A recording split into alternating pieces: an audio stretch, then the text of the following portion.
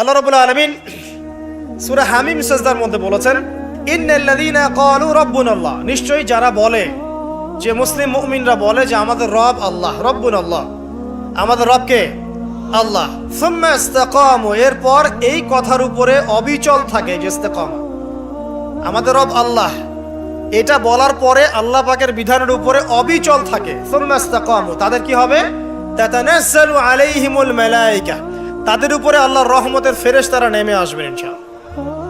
রহমতের ফেরেশতা নেমে আসবেন, তাতানাজ্জালু আলাইহিমুল মালায়েকা, এবং তারা বলবেন আল্লা তাখাফু ওয়া লা তাহজানু, হে মুমিন মুসলিমরা, তোমরা দুশ্চিন্তা করো না, তোমরা ভয় করো না। নাহনু আউলিয়াউকুম ফিল হায়াতিদ দুনিয়া ওয়া ফিল আখিরাহ, আমরা যারা আল্লাহর ফেরেশতা আছি, আমরা দুনিয়া এবং আখিরাতে তোমাদের বন্ধু হয়ে গেলাম। ওয়া লাকুম ফিহা মা তাশতাহি আনফুসুকুম, সেই জান্নাতে তোমাদের জন্য আল্লাহ পাক রেখেছেন যা তোমাদের মন চাবে। ওয়া লাহুম ফিহা মা তাদউন, এবং তোমরা যা আহ্বান করবে সবকিছুই পাবা তোমরা। নুজুলাম মিন গফুরির রহিম, এটা আল্লাহ পাকের পক্ষ থেকে একটা মেহমানদারি হবে ইনশাআল্লাহ। তাহলে ইস্তেকামার ফজিলত পেয়ে গেলাম। যদি আমরা ইস্তেকামা বজায় রাখতে পারি, আল্লাহর দ্বীনের উপর অটল থাকতে পারি, তাহলে আল্লাহর রহমতের ফেরেশতারা আমাদের সাথে চলাফেরা করবে ইনশাআল্লাহ। দুনিয়াতেও তারা আমাদের সাথী হবে, মৃত্যুর পর পরকালেও সাথী হবে ইনশাআল্লাহ। আল্লাহ পাক আমাদেরকে জান্নাত দিবেন, যেই জান্নাতে আপনি যা ইচ্ছা তাই পাবেন ইনশাআল্লাহ আযজা ওয়া জাল্লা। তো এটা তো বললাম, কাজটা তো কঠিন। কি কি কাজ করলে আপনি ইস্তেকামা পাবেন? এক নাম্বার, পয়েন্ট নাম্বার 1, সেটা হলো কায়েমন বাক্যে আল্লাহ পাকের কাছে দোয়া করে, ভিক্ষা চেয়ে, দৃঢ়তা চেয়ে নিতে হবে।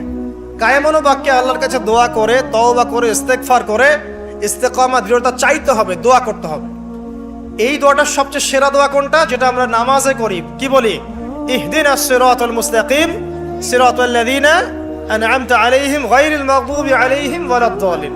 আল্লাহ আমাদেরকে সরল পথ প্রদর্শন করুন, একদম সোজা রাস্তা। কোন পথ?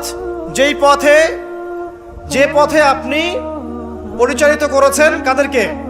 আন'আমতা আলাইহিম, যাদের প্রতি আপনি অনুগ্রহ বর্ষণ করেছেন, মানে নবীগণ, সিদ্দিকগণ, শহীদগণ, তাদের পথ হচ্ছে সিরাতুল মুস্তাকিমের পথ।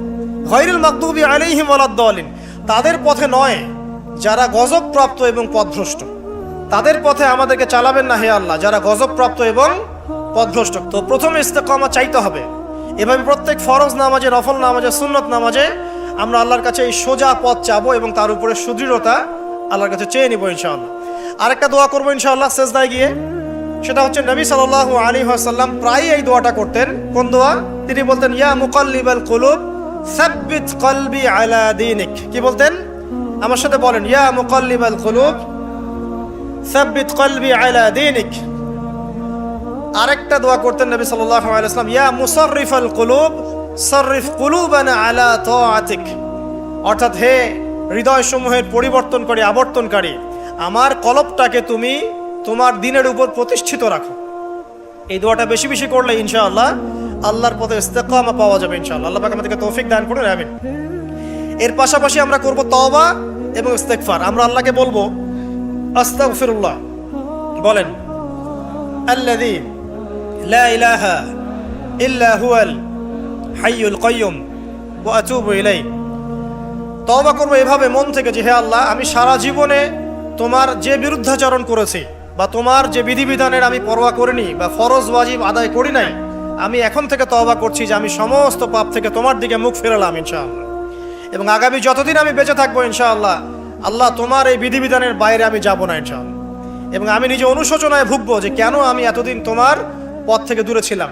ইনশাআল্লাহ যদি আপনার মন থেকে তওবা বের হয়ে আসে, আল্লাহ রাব্বুল আলামিন আপনার সমস্ত গুনাহকে নেকি দিয়ে পরিবর্তন করে দিবেন ইনশাআল্লাহ। আল্লাহ পাক এই তওবার মধ্য দিয়ে, দোয়ার মধ্য দিয়ে বান্দাকে ইস্তেকামা দান করেন, সুদৃঢ়তা দান করেন। এটা হচ্ছে 1 নাম্বার পয়েন্ট। 2 নাম্বার পয়েন্টে আসেন। 2 নাম্বারটা হচ্ছে আপনার কলব। এই যে দেহটা দেখছেন, এটা একটা রক্তের মাংসের দেহ। এই দেহটা কিন্তু অমর না। এটা কি অমর? না। আপনার ভিতরে একটা কলব বা আত্মা বলে ব্যাপার আছে না? আছে। এই কলবটার ব্যাপারে নবী সাল্লাল্লাহু আলাইহি ওয়াসাল্লাম বলেছেন, যখন আদম সন্তান কোনো গুনাহ করে তখন তার কলবের মধ্যে একটা দাগ পড়ে। কি পড়ে? দাগ পড়ে। আরেকটা যখন পাপ করে তখন আবার দাগ পড়ে, আরো একটা পাপ করে আবার দাগ পড়ে। এইভাবে যখন আপনি গুনাহ করতেই থাকবেন তখন পুরো অন্তরটা কি হবে? কলুষিত হয়ে দুর্গন্ধযুক্ত হয়ে যাবে। তো যখন আপনার কলব দুর্গন্ধযুক্ত হয়ে যাবে তখন সেখানে আপনার হিংসা, আপনার অহংকার, হ্যাঁ, আপনার গীবত, আপনার আল্লাহদ্রোহিতা, এই যে খারাপ রিপুগুলো আছে সবগুলো এই কলবে বাসা বাঁধবে। কখন বাসা বাঁধবে? যখন আপনার কলবটা কলুষিত হয়ে যাবে। আর কলুষিত হচ্ছে কেন? পাপের কারণে। কিসের কারণে? পাপের কারণে। তো এখন কলবটাকে আগে পরিচ্ছন্ন করতে হবে। আপনার কলবটাকে পরিচ্ছন্ন করলে পরে ইনশাআল্লাহ তাআলা আপনি দেখবেন যে আপনার অন্তরের মধ্যে আল্লাহর পক্ষ থেকে নূর আসছে এবং ইস্তেকামা, সুদৃঢ়তা আপনি পাচ্ছেন ইনশাআল্লাহ। এখন আমি আপনাদেরকে বলে দেই কয়েকটা কাজ, যেই কাজগুলোর মধ্য দিয়ে আপনি আপনার কলবটাকে আল্লাহর রাস্তায় অবিচল রাখতে পারবেন ইনশাআল্লাহ তাআলা। 1 নাম্বার, বেশি থেকে বেশি ইস্তেগফার করা, যেটা আমি একবার বলে দিলাম। 2 নাম্বার, আল্লাহর জিকিরকে বাড়িয়ে দেওয়া। আল্লাহর জিকির বাড়িয়ে দেওয়া বলতে চলতে ফিরতে আপনি আস্তাগফিরুল্লাহ পড়বেন, সুবহানাল্লাহ পড়বেন, আলহামদুলিল্লাহ পড়বেন, ওয়ালা ইলাহা ইল্লাল্লাহ আল্লাহু আকবার পড়বেন, লা হাওলা ওয়ালা কুওয়াতা ইল্লা বিল্লাহ পড়বেন, দরুদ শরীফ পড়বেন। ঠিক আছে? এই যে জিকির আজগারগুলো সকাল সন্ধ্যার, এগুলো করতে থাকলে আপনার কলবটা ইনশাআল্লাহ তাআলা পরিষ্কার হবে। আল্লাহ পাক কলব পরিষ্কার করার তৌফিক দান করুন, আমিন। এরপরে কি? এরপরে হচ্ছে বেশি বেশি কোরআন তেলাওয়াত। কোরআন তেলাওয়াত যদি বাড়িয়ে দেন দেখবেন আপনার কলবের মধ্যে যত ময়লা এটা আস্তে আস্তে ঝরে পড়বে ইনশাআল্লাহ। সবাই কোরআন তেলাওয়াত করতে পারি তো ইনশাআল্লাহ?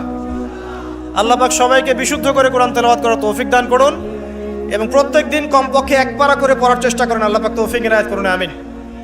কোরআন তেলাওয়াত করেন, আপনার কলবের ময়লা ইনশাআল্লাহ চলে যাবে। আল্লাহ পাক তৌফিক ইনায়াত করুন। আর কয়েকটা কাজ কি? মৃত্যুর কথা বেশি বেশি স্মরণ করা। মৃত্যুর কথা বেশি বেশি স্মরণ করা, পরকালের ফিকির করা, আল্লাহর সামনে দাঁড়াতে হবে এই জবাবদিহিতার চেতনা ভিতরে থাকা। বেশি বেশি কবর জিয়ারত করেন, মৃত্যুর কথা ফিকির করেন, পরকালীন চিন্তা করেন। আপনার কলবের মধ্যে যে নোংরা কলুষতাগুলো আছে ইনশাআল্লাহ তাআলা এগুলো দূরীভূত হয়ে যাবে ইনশাআল্লাহ। আল্লাহ পাক তৌফিক দান করুন, আমিন। যখন কলবটা পরিষ্কার হবে তখন আপনি কি করবেন? ইস্তেকামা পাবেন, আল্লাহ পাকের রাস্তায় দৃঢ়তা পাবেন ইনশাআল্লাহ। আল্লাহ রাব্বুল আলামিন আমাদেরকে 2টা বিষয় বোঝার তৌফিক দান করুন। 1 নাম্বার কি বলেছি? দোয়া, তওবা, ইস্তেগফারের মধ্য দিয়ে আল্লাহর কাছে চেয়ে নেওয়া। তারপর নিজের কলবটাকে কি করা? পরিচ্ছন্ন করা। তারপরে কি? তারপরে হচ্ছে হ্যাঁ, কোরআন তেলাওয়াত। বেশি বেশি কোরআন তেলাওয়াত করলে আল্লাহর সাথে আপনি কথোপকথন করতে পারছেন। যে যত বেশি কোরআন তেলাওয়াত বাড়িয়ে দিবে ইনশাআল্লাহ তাআলা তার অন্তর তত পরিচ্ছন্ন হবে, আল্লাহর পথে ইস্তেকামা থাকতে পারবে। এরপরে যে কাজটা সেটা হলো রাসূলুল্লাহ সাল্লাল্লাহু আলাইহি ওয়াসাল্লামের সুন্নতের উপর আমল করা। কি করা ভাই? রাসূলের সুন্নতের উপরে আমল করা। সারা দিন রাত নবী সাল্লাল্লাহু আলাইহি ওয়াসাল্লামের যে সুন্নাহগুলো আছে এইগুলোর উপরে যদি আমল করতে পারেন ইনশাআল্লাহ তখন আপনি আল্লাহর পথে চলার ক্ষেত্রে ইস্তেকামা পাবেন ইনশাআল্লাহ আযজা ওয়া জাল। এরপরে আমর বিল মারুফ এবং নাহি আনিল মুনকারের কাজ করা, মানে দিনকে কেন্দ্র করে সৎ কাজের আদেশ করবেন, অসৎ কাজে নিষেধ করবেন। যতটুকু পারেন, আপনাকে আল্লাহ পাক যতটুকু ইলম কালাম দিয়েছেন এটা দিয়েই আপনি সৎ কাজের আদেশ করবেন, অসৎ কাজে কি করবেন? নিষেধ করবেন। ইনশাআল্লাহ দেখবেন আপনি আল্লাহর পথে ইস্তেকামা পাচ্ছেন। আর কি? আর হচ্ছে নামাজ, 5 ওয়াক্ত নামাজ, এর মধ্য দিয়ে আপনি আল্লাহকে পাবেন। ওয়াস্তাঈনু বিস-সাবরি ওয়াস-সালাহ। আল্লাহ পাক বলেছেন আল্লাহকে ডাকো এবং চাও কিভাবে? সবরের সাথে এবং সালাতের মধ্য দিয়ে। যত নামাজ বাড়িয়ে দিবেন, জামাতে পাবন্দি করবেন, নফল বাড়িয়ে দিবেন, সুন্নত বাড়িয়ে দিবেন, আল্লাহ পাক ইনশাআল্লাহ আপনাকে দ্বীনের পথে চলার ক্ষেত্রে ইস্তেকামা দান করবেন ইনশাআল্লাহ। আরেকটা বিষয় বলে সামনের দিকে যাই, সেটা হলো দ্বীনের ইলম অর্জন এবং প্রচার প্রসার। আপনি যত বেশি দ্বীনের জ্ঞান অর্জন করবেন এবং প্রচার প্রসার ঘটাবেন ইনশাআল্লাহ তাআলা আপনার কলবের মধ্যে ইসলামের প্রতি ইস্তেকামা আসবে ইনশাআল্লাহ। এখন কয়েকটা বিষয় বলে শেষ করি যে কি কি কাজ করলে আপনি, কি কি কাজ না করলে আপনি ইস্তেকামা পাচ্ছেন। তার মধ্যে প্রথমটা হচ্ছে শিরিক না করা। যদি আপনি শিরিক করেন ইস্তেকামা পাবেন না। যদি আপনার আমলনামায় শিরকের পাপ থাকে আপনি ইস্তেকামা অর্জন করতে পারবেন না। আর আমরা বারবার বলেছি যে মুসলিমরা এখন কথায় শিরিক করছে, কাজে শিরিক করছে এবং মুসলিমরা এখন আকীদার মধ্যেও শিরিক করছে। কথায়, কাজ এবং আকীদার শিরকের এই ক্লাসিফিকেশনগুলো জানতে হলে কিতাবুত তাওহীদ নামে একটা বই আছে, এই বইটা পড়লে ইনশাআল্লাহ জানতে পারবেন। আল্লাহ পাক তৌফিক ইনায়াত করুন, আমিন। শিরিক করা যাবে না, ইস্তেকামা পেতে হলে শিরিক করা যাবে না। তারপরে কি করা যাবে না? বেদাত। নবী সাল্লাল্লাহু আলাইহি ওয়াসাল্লামের সুন্নতের মধ্যে কোনো প্রকার বেদাতের সংযোজন ঢুকানো যাবে না। যদি বেদাতি আমল করতে থাকেন আপনি আল্লাহর পথে ইস্তেকামা পাবেন না। 2, 3 হচ্ছে হারাম রিজিক। যদি আপনি হারাম রিজিকে অভ্যস্ত থাকেন বা লিপ্ত থাকেন, এই রিজিক দিয়ে আপনার যে দেহ এবং আত্মাটা গঠিত হবে, এই দেহ আত্মা মন নিয়ে আপনি আল্লাহর পথে ইস্তেকামা পাবেন না। অতএব রিজিকের ক্ষেত্রে সচেতন হন। আল্লাহ রাব্বুল আলামিনের ওয়াস্তে সমস্ত হারাম রিজিককে ত্যাগ করে তওবা করে ফিরে আসেন, হালালে সন্তুষ্ট থাকেন, অল্পে তুষ্ট থাকেন। ইনশাআল্লাহ আল্লাহ পাক আপনার অল্প আমলকেই জান্নাতের ওসিলা বানিয়ে দেবে ইনশাআল্লাহ তাআলা। 3 নাম্বার বললাম হারাম রিজিক থেকে দূরে থাকা। 4 নাম্বার প্রবৃত্তির অনুসরণ না করা। প্রবৃত্তি মানে মন যা চায় তা করা। মন যা চায় তা করা যাবে না, বরং আল্লাহ এবং তার রাসূল যা বলেছেন তাই করতে হবে। এই পৃথিবীতে মানুষ হিসেবে আমরা কেউই স্বাধীন নই। আমরা যে স্বাধীনতার কথা বলি না, ব্যক্তিগতভাবে ব্যক্তি হিসেবে কোনো মানুষ স্বাধীন নয়। সবাই আল্লাহ পাকের দাসত্বের অধীনে পরাধীন। তো যখন আপনি নিজের নফসের তাবেদারি করছেন, প্রবৃত্তির অনুসরণ করছেন, তার মানে আপনি স্বাধীনতার ভাব দেখাচ্ছেন। এর মধ্য দিয়ে আপনি শয়তানের দাসত্ব করছেন।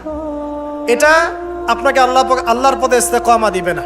মূল বিষয়টা হচ্ছে আল্লাহ পাকের দাসত্ব করলে পরে আল্লাহর পথে ইস্তেকামা আসে, নফসের প্রবৃত্তির অনুসরণ করলে পরে আপনার আল্লাহর পথে ইস্তেকামা আসবে না। প্রবৃত্তি বলছে নামাজ পড়ার দরকার নাই, আজান হচ্ছে শুয়ে থাকেন। প্রবৃত্তি বলছে যে মাপে একটু কম দিলে কোনো সমস্যা নাই। আপনার প্রবৃত্তি বলছে সবাই তো সুদ খায়, আমি খেলে কি সমস্যা। আর প্রবৃত্তি বলছে যে ওই সম্পদ এতটুকু নেওয়াই যায়, আত্মসাৎ করাই যায়। ঠিক আছে, তো এই যে প্রবৃত্তির কথাগুলো, প্রবৃত্তি বলছে পর্দা করার দরকার নাই, ফ্যাশন করে চলবো। প্রবৃত্তি বলছে আমরা টিকটক করি। প্রবৃত্তি বলছে আমরা ফ্রি মিক্সিং করি, হ্যাঁ, আমার এই যে বয়ফ্রেন্ড গার্লফ্রেন্ডের সাথে ঘুরে বেড়াই। প্রবৃত্তি বলছে এগুলা। তো প্রবৃত্তির অনুসরণ করলে পরে আপনি আল্লাহর পথে ইস্তেকামা পাবেন না। আর কি? আর হচ্ছে দ্বীনের জ্ঞানের অজ্ঞতা। দ্বীনের ক্ষেত্রে জ্ঞানের অজ্ঞতা থাকলে আপনি আল্লাহর পথে ইস্তেকামা পাচ্ছেন না। আরেকটা বড় বিষয় আছে, সেটা হলো যে আল্লাহ পাকের দ্বীনটাকে মহব্বত না করা, আল্লাহর দ্বীনকে মহব্বত না করা এবং দ্বীনটাকে এগিয়ে নেওয়ার ফিকির যাদের মধ্যে নাই, তারা আল্লাহ পাকের রাস্তায় ইস্তেকামা পাবে না। এরকম আর অনেকগুলো কারণ আছে যেগুলো আমাদের আল্লাহর পথে চলার ক্ষেত্রে দৃঢ়তার পথে বাধা সৃষ্টি করে। এখন সর্বশেষ যে জায়গাটাতে আমি শেষ করতে চাই সেটা হলো, দেখুন, ইস্তেকামা অর্জন করলে পরে আমরা জান্নাত পাবো এবং ঈমানের উপর দৃঢ়তা পাবো। যদি না করতে পারি তাহলে আমরা আল্লাহর পথ থেকে ছিটকে চলে যাব। এখন আমরা যে আল্লাহ পাকের খলিফা হয়ে পৃথিবীতে এসেছি, আল্লাহ পাক যে আমাদেরকে কিছু দায়িত্ব দিয়ে পাঠিয়েছেন, এই দায়িত্বের ফিকির যাদের মধ্যে নাই, তারা কি আল্লাহর পথে দৃঢ়তা অর্জন করতে পারবে? পারবে না। এখন এই দায়িত্বগুলো কি কি কি দায়িত্ব পালন করলে পরে আমরা আল্লাহর কাছে সম্মানিত হব এবং আল্লাহর দ্বীনে দৃঢ়তাও পাবো, ইস্তেকামাও পাবো এবং ইনশাআল্লাহ তাআলা পরকালে জান্নাতও পাবো। অল্প কথা শেষ করছি, একটু ধৈর্য ধরেন। 1 নাম্বার, দেখুন, আপনাকে দায়িত্ব কি দেওয়া হয়েছে? আপনাকে দায়িত্ব দেওয়া হয়েছে যে আপনার পিতা আদম আলাইহিস সালামকে আল্লাহ পাক যে জ্ঞানগুলো শিক্ষা দিয়েছেন সেই জ্ঞান আপনাকেও শিখতে হবে। এটা প্রথম কাজ। জ্ঞান শিখতে রাজি আছি তো ইনশাআল্লাহ? আচ্ছা, আপনাকে কি দায়িত্ব দেওয়া হয়েছে? আল্লাহ পাক নাজিল করেছেন অসংখ্য আসমানি কিতাব, তার মধ্যে সর্বশেষ হচ্ছে আল কোরআন, এবং এই কোরআনের জ্ঞান অর্জন করে কোরআন পড়া, এর উপর আমল করা, এর প্রচার প্রসারের দায়িত্ব আল্লাহ পাক আপনাকে দিয়েছেন, আমাকে দিয়েছেন। এই দায়িত্ব পালন না করলে প্রকৃত মুসলিম হওয়া যাবে? যাবে না। জ্ঞান অর্জন করা, কোরআনের জ্ঞান অর্জন করে এটা প্রচার প্রসার করা। আল্লাহ পাক আপনাকে দায়িত্ব দিয়েছেন কি? নবী সাল্লাল্লাহু আলাইহি ওয়াসাল্লামের রেখে যাওয়া যে দ্বীন, এই দ্বীনটাকে আল্লাহর জমিনে প্রচার করে এগিয়ে নেওয়া। এই দায়িত্ব পালন না করলে কি আমরা প্রকৃত মুসলিম হতে পারবো? পারবো না। আল্লাহ পাক আপনাকে দায়িত্ব দিয়েছেন, আপনি পরিবারের কর্তা। আপনার পরিবারে পর্দা ঠিক আছে কিনা, হালাল রিজিক ঠিক আছে কিনা, সবাই নামাজে কিনা, এটা দেখার দায়িত্ব কার? আপনার। আপনি যদি পরিবারের উপরে দায়িত্ব পালন না করেন, আপনি আল্লাহর দ্বীনের দায়িত্ব পালন করছেন না। আপনাকে আল্লাহ পাক দায়িত্ব দিয়েছেন আগামী প্রজন্মটাকে ইসলামের আদর্শে মানুষ করতে। যদি আপনি দায়িত্ব পালন না করেন, আপনি প্রকৃতপক্ষে ইসলামের দায়িত্ব পালন করছেন না। সবচেয়ে বড় কথা হচ্ছে আমর বিল মারুফ এবং নাহি আনিল মুনকারের দায়িত্ব আল্লাহ পাক আপনাকে দিয়েছেন। সৎ কাজের আদেশ করা, অসৎ কাজে নিষেধ করার দায়িত্ব আল্লাহ পাক আমাকে দিয়েছেন। যদি এই দায়িত্ব পালন না করি, আমরা আল্লাহর কাছে ইস্তেকামা পাবো না এবং আল্লাহর জমিনে দ্বীনও প্রতিষ্ঠিত হবে না এবং আমরাও আল্লাহর কাছে সম্মানিত হতে পারবো না। আল্লাহ রাব্বুল আলামিন আমাদের সবাইকে এই দায়িত্বগুলো পালন করার তৌফিক দান করুন, দ্বীনের উপর ইস্তেকামা অর্জন করার তৌফিক দান করুন এবং যে কাজগুলো করলে পরে দৃঢ়তা পাওয়া যাবে সেগুলো করার তৌফিক দান করুন। যে কাজগুলো করলে দৃঢ়তা থেকে ছিটকে যাব সেগুলো থেকে আল্লাহ পাক আমাদেরকে বাঁচিয়ে রাখুন, আমিন। সর্বশেষ কথা হচ্ছে প্রিয় ভাইয়েরা, যে আমরা সবাই আজকে থেকে নিয়াত করি যে আমরা আজকে তওবা করলাম, জীবনে যত ভুল ত্রুটি করেছে আল্লাহ যেন মাফ করে দেন এবং আজকের পর থেকে আমরা আল্লাহর বিধানের বাইরে যাব না ইনশাআল্লাহ। যারা নামাজ ছেড়ে দিয়েছে আজকে থেকে নামাজি হয়ে যাব ইনশাআল্লাহ। যারা নামাজ কাজা করেছি নামাজ কাজা আদায় করে দেবো ইনশাআল্লাহ। যারা কোরআন তেলাওয়াত করি নাই, শিখি নাই, আজকে থেকে নিয়াত করব শিখবো ইনশাআল্লাহ। যারা কোরআন তেলাওয়াত করা জানি, প্রতিদিন এক পারা করে পড়বো ইনশাআল্লাহ। যারা সুন্নতের উপর আমল করছি, করার ক্ষেত্রে আমরা হেয়ালিপনা করছি, শক্ত করে নবীর সুন্নত আঁকড়ে ধরবো ইনশাআল্লাহ। দাড়ি রাখেন নাই, দাড়ি ছেড়ে দিবেন ইনশাআল্লাহ। টাকনুর নিচে কাপড় পরছেন, কাপড় উঠিয়ে নেবেন ইনশাআল্লাহ। যারা পর্দা করি নাই, আজকে নিয়াত করবো যে আজকের বাসায় গিয়ে আমরা পর্দা করা শুরু করবো ইনশাআল্লাহ তাআলা। জীবনে যত গুনাহ করেছি, এই সমস্ত গুনাহ থেকে আল্লাহর কাছে আমরা তওবা করব এবং ঈমান, আকীদা, আমলের উপরে আল্লাহর কাছে দৃঢ়তা প্রার্থনা করে নেব ইনশাআল্লাহ। আবারও বলছি, আল্লাহুম্মা ইহদিনা সিরাতাল মুস্তাকিম, ইয়া মুকাল্লিবাল কুলুব সাব্বিত কুলুবানা আলা তাআতিক, ইয়া মুসাররিফাল কুলুব সাররিফ কুলুবানা আলা দীনিক। আল্লাহ সুবহানাহু ওয়া তাআলা আদম আলাইহিস সালামকে পৃথিবীতে কি হিসেবে পাঠিয়েছেন ভাই? খলিফা হিসেবে। আমরা বলছিলাম যে খলিফা কাকে বলে, খলিফা কাকে বলে, এটা আমাদের প্রশ্ন ছিল আপনাদের উদ্দেশ্যে। আপনারাই বলেন, আল্লাহর খলিফা কাকে বলে? আল্লাহর প্রতিনিধি। মাশাআল্লাহ। পৃথিবীতে যে ব্যক্তি আল্লাহ পাকের বিধিবিধানগুলো মেনে চলে, সে আল্লাহর খলিফা কিনা? আর দুনিয়াতে যে ব্যক্তি আল্লাহর বিধিবিধান মেনে চলে না, সে কি আল্লাহর খলিফা? সে কার খলিফা? শয়তানের খলিফা। বুঝতে পারছেন? খলিফার একটা সংজ্ঞা আল্লাহ পাক দিয়েছেন সূরা সদের মধ্যে। কোন সূরায়? সূরা সদ। আল্লাহ পাক বলছেন, একটা কথা বলে রাখি যে আল্লাহ পাক আদম আলাইহিস সালাম ছাড়াও আরো একজন নবীকে কিন্তু খলিফা বলেছেন। সেই নবীর নাম কি? দাউদ আলাইহিস সালাম। মাশাআল্লাহ। আল্লাহ পাক দাউদ আলাইহিস সালাম সম্পর্কে বলছেন, ইয়া দাউদ, হে দাউদ, ইন্না জাআলনাকা খলিফাতান ফিল আরদ, নিশ্চয়ই আমি তোমাকে পৃথিবীতে আমার খলিফা করেছি। কাকে করেছেন? দাউদ আলাইহিস সালামকে। আপনার কাজ কি? ফাহকুম বাইনান নাসি বিল হক, দাউদ তোমার কাজ হচ্ছে মানুষের মাঝে হকের মানদণ্ডে বিচার ফয়সালা করবে। মানুষের মাঝে হকের মানদণ্ডে বিচার ফয়সালা করবে। ফাহকুম বাইনান নাসি বিল হক ওয়ালা তাত্তাবিউল হাওয়া, এবং তোমার মন গড়া প্রবৃত্তির অনুসরণ করবে না। ইন্নাল্লাযীনা ইউদিল্লুনা আন সাবিলিল্লাহ লাহুম আযাবুন শাদীদ বিমা নাসু ইয়াউমাল হিসাব। আল্লাহ পাক বলছেন, হে দাউদ, আমি তোমাকে পৃথিবীতে আমার খলিফা করেছি। তোমার কাজ হচ্ছে মানুষের মাঝে হকের মানদণ্ডে বিচার ফয়সালা করা এবং প্রবৃত্তির অনুসরণ তুমি করো না। নিশ্চয়ই যারা প্রবৃত্তির অনুসরণ করেছে তারা আল্লাহ পাকের সরল পথ থেকে বিচ্যুত হয়ে গেছে। আর যারা আল্লাহ পাকের সরল পথ থেকে বিচ্যুত হয়ে যাবে, তাদের জন্য কিয়ামতের মাঠে যন্ত্রণাদায়ক শাস্তি অপেক্ষা করছে। ঠিক আছে? এখন এখানে দেখেন, আল্লাহ পাক দাউদ আলাইহিস সালামকেও খলিফা বলেছেন এবং আদম আলাইহিস সালামকেও খলিফা বলেছেন। তো এই দুইজনের দায়িত্ব কি? পৃথিবীতে এসে আল্লাহ পাকের বিধিবিধান মেনে চলা এবং মানুষের মাঝে আল্লাহর বিধান অনুযায়ী ফয়সালা করা। এই হলো খলিফার কাজ। যদি এখন পৃথিবীতে এসে আমরা আল্লাহর বিধানের পরোয়া না করি এবং আল্লাহর বিধান দ্বারা আমরা মানুষের মাঝে বিচার ফয়সালা না করি, আমরা আর আল্লাহর খলিফা থাকছি না। কথা ঠিক আছে? এখন আদম আলাইহিস সালামকে পরীক্ষা করা হলো, তাকে জ্ঞান শিক্ষা দেয়া হলো, তার বুকের বাপ পাঁজরের হাট থেকে তার স্ত্রীকে সৃষ্টি করা হয়েছে, জান্নাতে রাখা হয়েছে। জান্নাতে রেখে দেওয়ার পরে আল্লাহ পাক ফেরেশতাদেরকে দিয়ে আগে সেজদাও করিয়েছেন। একজন সেজদা করে নাই, তার নাম কি? ইবলিস। শয়তান সেজদা না করার কারণে আল্লাহ পাক তাকে জিজ্ঞাসা করেছেন যে তুমি মা মানাআকা আন তাসজুদ ইয আমারতুক, তোমাকে কিসে নিষেধ করলো আদমকে সেজদা করতে যখন আমি আদেশ করলাম? শয়তান যুক্তি দিচ্ছিল, খলাকতানি মিন নার ওয়া খলাকতাহু মিন তিন, আমাকে সৃষ্টি করেছেন হে আল্লাহ আপনি আগুন দিয়ে, আর আদমকে সৃষ্টি করেছেন কি দিয়ে? মাটি দিয়ে। তো আমি আগুনের তৈরি, আদম মাটির তৈরি, আমি আদমের চাইতে বেশি সুপিরিয়র। এটা যুক্তি ছিল কার? শয়তানের।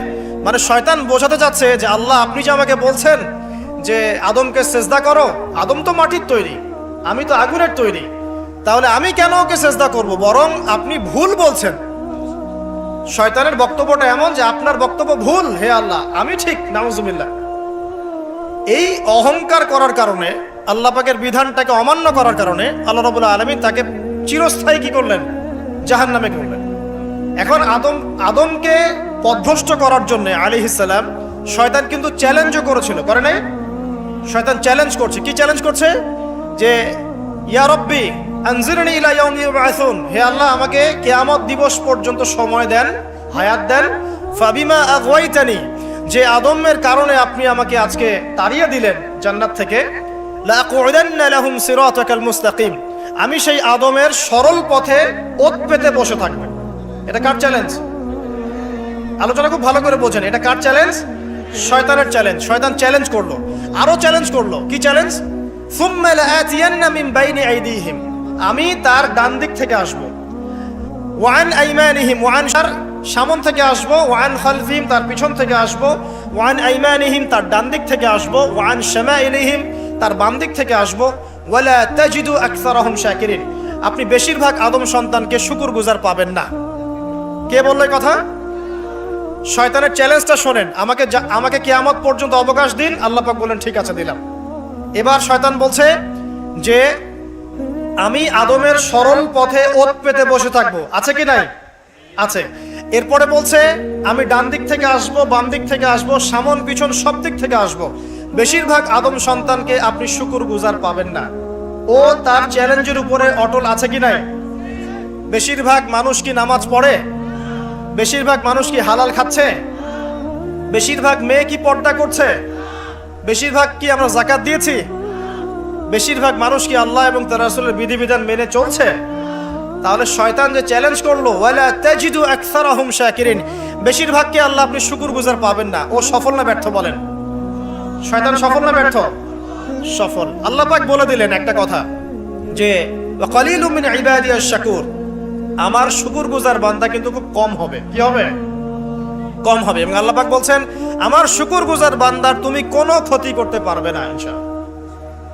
এই কথা রাসূল সাল্লাল্লাহু আলাইহি ওয়াসাল্লাম হাদিসের মধ্যেও বলছেন যে নিঃসন্দেহে বনু ইসরাইল ৭২টা দলে ভাগ হয়ে গিয়েছিল। ওয়া তাফতারিকু উম্মতি আলা 73 মিল্লাহ, আর আমার এই উম্মতে মুহাম্মাদি ভাগ হয়ে যাবে ৭৩টা দলে। কয়টা দলে? কুল্লুহুম ফিন্নার, প্রত্যেকটা দল যাবে জাহান্নামে ইল্লা মিল্লাতান ওয়াহিদা, একটা মাত্র দল ছাড়া, একটা মাত্র মিল্লাত ছাড়া।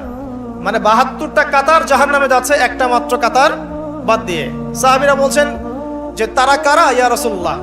নবী সাল্লাল্লাহু আলাইহি ওয়াসাল্লাম বলছেন মা আনা আলাইহি ওয়া আসহাবি আল ইয়াউমা, আজকের দিনে আমি এবং আমার সাহাবীরা যার উপরে আছি।